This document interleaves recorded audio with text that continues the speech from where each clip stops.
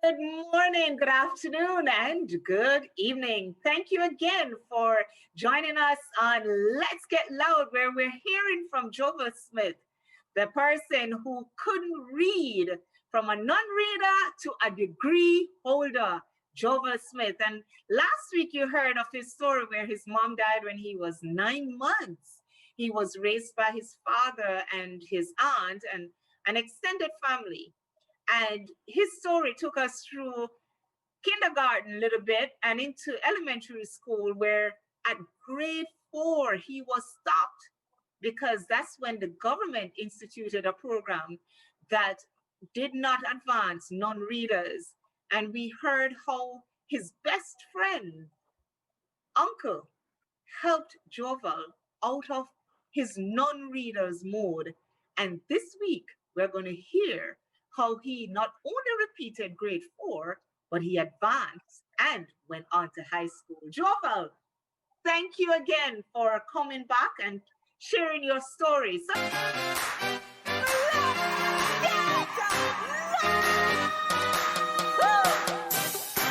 let's hear the journey now about how you moved on from repeating grade 4, not only stopping at grade 5, but went on to grade 6, passing your exam to go to high school. Walk with us and share your journey with us, Joval. Well, hello again, viewers, and thank you for having me on Let's Get Loud, my first official interview of my success story. In the previous interview, I shared with you my journey right up to grade 4. I repeated grade 4, and as Ingrid, our host, said, um, how did I pass my GSAT at the time? That was the grade 6 exam. You'd be interested to know how I passed it, and then I think you can look at me and call me the miracle man. Okay, so we will All call you right. not the cry baby, but the miracle boy. Yeah, the miracle boy at them. So, yes, all right. So, at grade 4, I repeated grade 4, um, did the summer class, the extra class, improve on my reading, and I was able to go to grade 5. Going to grade 5, I still was backward, Mm. still was done. Could remember the grade 5 teacher because she knew my family. She knew my father, she knew my aunt. And I had an older cousin, female cousin, who did the common entrance at the time. She passed it at a very young age. Can't remember what age, maybe about 9 or 11 at that time. You were allowed to take common entrance very young, and she passed it for one of the prominent high schools in St. Elizabeth and one of the prominent high schools in Jamaica. So, there again, she and I grew in the same household. So her meter rule was used to measure me. Mm. So whenever the teacher would put the work on the board and I would struggle to get it right, or I struggle to copy off or write off everything that was on the blackboard in my notebook, exercise book at the time, because I didn't know what hardcover book was like. So she would say, your cousin is so bright and you are so done. What happened? But I think they didn't realize that I am just learning to read. I maybe had some struggles, maybe not having a biological mom, and my aunt had to do so many roles. She didn't have enough time to spend with us in order for us to learn to read properly and everything. So, grade 5, I went to grade 5, maybe came about in the 20s again, Mm. moved on to grade 6, and was in grade 6, trying my best to catch up, with my friends. When you say catch up, what do you mean? Well, trying to be on par with them, but I still wasn't ready for my GSAT at the time. So it took a lady from the community, because Another by now community, another community person. Yes, another community person, because by now my father would have bought his house in another community, and so I'd move from living with my aunt in a close by community. Well, it's called Big Yard or yard, near to Yardley Chase. So I had a neighbor who is a vice principal of a primary school. Mm. She said to me, do not sit the grade 6 exam. And I obeyed her words. I did not sit it. On the day of the exam, I was missing. I was absent. So after the exam, because that time GSAT used to schedule for the last Thursday and Friday of March. So I missed the exam. So when we returned to school on the Monday, everyone was asking, so what happened to you? You weren't at the sitting of the grade 6 achievement test, that's GSAT. You weren't at the examination on Thursday and Friday. I would say to them I was sick. Yeah, but it was of the instructions of a lady who had vision and know that, yes, um, she needed to talk. She needed to teach me, or she needed to take me in her arms and ensure that I do what I need to do. So, not sitting the grade 6 examination, I could remember my then teacher and principal said, I cannot repeat grade 6 at that school because I missed the exam and maybe because I was backward, some form of You keep prejudice you was keep present. using that word though, backward. In terms of I could not Maybe read you properly, started, did you start believing that you were backwards? I think I did because it was the language spoken to me at that time. Hmm. No one apart from my friends and my friend uncle who helped me would say, you can do this. And the lady who saw the need and put her shoulders to the wheel. So maybe, in class, when the teachers are frustrated, they were teaching a large class because the classes were large at those times. And then you know, knowing my family and knowing my cousin who passed to a passed for a prominent high school, they're probably using that to judge me and thought everyone is of the same capabilities.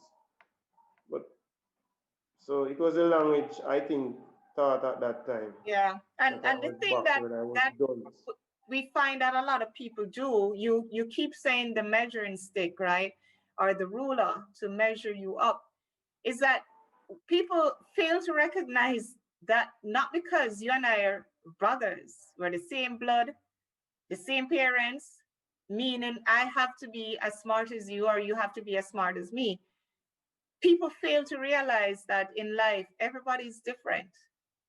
Yeah, And that we measure people up to others. And in measuring up to others, we find ourselves, we lose ourselves in the process because we start comparing and then we start believing, like you said, you keep repeating the word backwards. You keep using the word. It was embedded somewhere in your psyche that, hey, I'm backwards. I'm not like my yeah, cousins. yeah. But Unlike my share with cousins, us then. Yeah, share with us how you got over that hurdle enough to do your exams and pass your exams. so yeah, all right. So, after you do GSAT, you only have April, May, June. So you'd exit primary school and move on to a high school of your, if you had passed your GSAT based on your average, high school of your choice, or if what high school the government place you in. But I wasn't placed in any high school, so I had to repeat primary school. And there was a leeway where if you're born after September, you could repeat grade 6. So the lady that saw my capabilities, she didn't look on my downfall. She looked on my capabilities. She took me into the primary school she was teaching. So, this is where all the miracles comes in. Wow. It was her her friend that was, because at that primary school you have two grade 6. one that is more fast and one that is slow, as they would say then, or students with different capabilities. Let me use that term. You know, I Yes. don't like the word slower. Yes. So yes, I was placed in the class with students with different capabilities. You know, I could remember my first day at that school. I was shy because I'm the new kid on the block. Everyone was looking at me. Yes, what he's about now. But by now and then, I think it has been some divine intervention. I made up my mind that, look, I can barely read and I'm not turning back. So this is my shot. This is I my like what one you shot. said, Joval. I like what you said. You made up your mind. So again, you convinced yourself that you can do this. Yes. So All right. apart from the external help, which I must not neglect, Right. it has to be an inner thing. You have Uh-huh. to be That's very hungry key. for That is so success. key because sometimes we believe the external motivators can get us from ground zero to 10. But we have to realize that unless we make up our own minds, because that's where it starts and that's where it ends in our thinking. So Yes. share with us now, And after you made up your mind, what happened after that? so I was at this primary school, I only have started in September. So September, October, November, December, January, February, March. 7 months to make it right. You know? So I could remember this teacher. She was very gentle, very one-on-one. So I could remember every evening after school, I have to stop at extra classes. I remember I have to going to school early to do extra classes. And So you I could started remember the putting in lady. you started putting in the work. So you had to get up early and you had to stay late. Yes. So my playtime was cut because not only I had to put in the work, but the lady who assisted me to get into that primary school, my neighbor who is the teacher, she started to oversee me. So before I could play in the evening because I love football, I love cricket, you know, I had to do my assignments All and right. have them ready for the next day. Good. Right? Yeah. So So no more auntie, no more. You didn't have any auntie excuse anymore. The, no, because the auntie could I help you. wasn't You living had with no her. more excuses.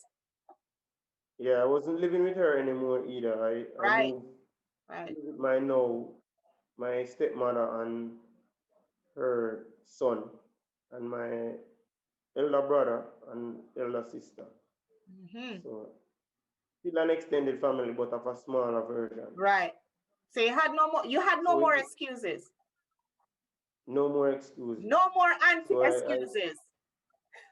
yeah, no more cry baby excuses. No more. So tell us how you went from getting up early, laying down late to being who you are, who went off to high school. Tell us that.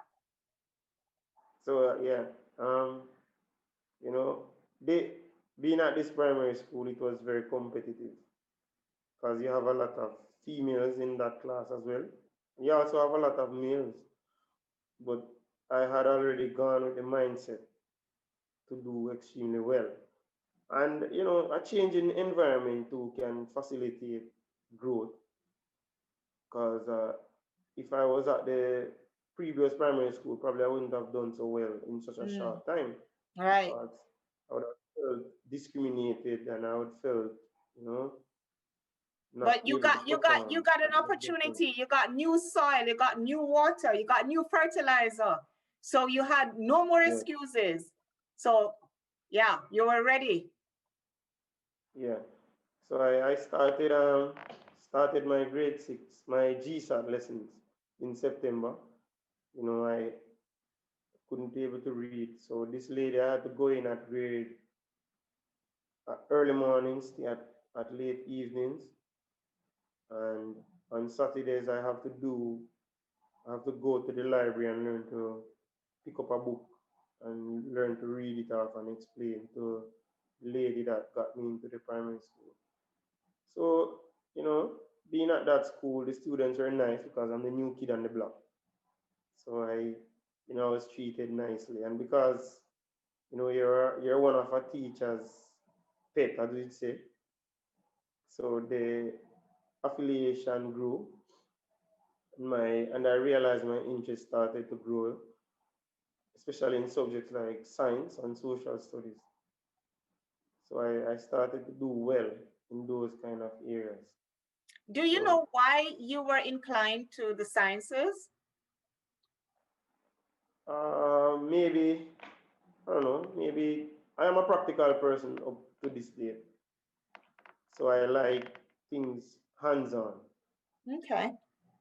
All right. Yeah. Continue. And and then sciences, it taught me about animals, it taught me about plants. I'm a nature lover, so All right. yeah, I Okay. think it comes natural. All right. So after the first term, which is from September to December, I made some improvements, and it was winding down to the GSAT time, because once you pass December, then you Mm-hmm. know you only have January, February, then March would be GSAT. But I remember when I was choosing my set of high schools, because you were allowed to choose three schools of your choice. Mm-hmm. Everybody wanted to go to Monroe College or Black River High or States, and then you have BB Coke and other high schools. But Monroe College was the number one choice for every meal. So I remember I chose Monroe College, States, and BB Coke. And the teacher, she said, put States first, put Monroe College second, put BB Coke third. And I followed her instructions and put States. St. Elizabeth Technical High School Mm-hmm. first. That would be my first choice. Monroe College would be my second choice. And then Okay. um, BB Coke, my third choice. All right. So, so it's based on your average and your capabilities. You'll be placed at one of these high schools. So I remember at that primary school, I started to see the light at the tunnel, started to see more, started to read more and everything. There wasn't a book I wouldn't pick up and I couldn't read it. And how did that make you Uh, feel, Joval? How did you feel at that stage? I started to feel like I'm a part of a school system. I started to feel I am more of a human being. I wasn't looked on and or looked at and was measured with the ruler stick or the meter stick of my friends Wow. or my cousins. Because no one knew my history apart from the lady that helped me got into that school. And Hmm. probably the teacher, my grade 6 teacher then, she knew the background, so she worked assiduously with me. But not only me, she worked assiduously with every student that needs help. That's But good to know. That's really good to know. We are eagerly anticipating the sitting of this exam and advance into a high school. And that's what we'll be exploring when next week when we speak more about the GSAT into the high school. Joval, thank you again for sharing your story through the elementary years and what factors contributed to you moving from being measured to a man of great measure. So until next time, thank you, ladies and gentlemen, for tuning in again.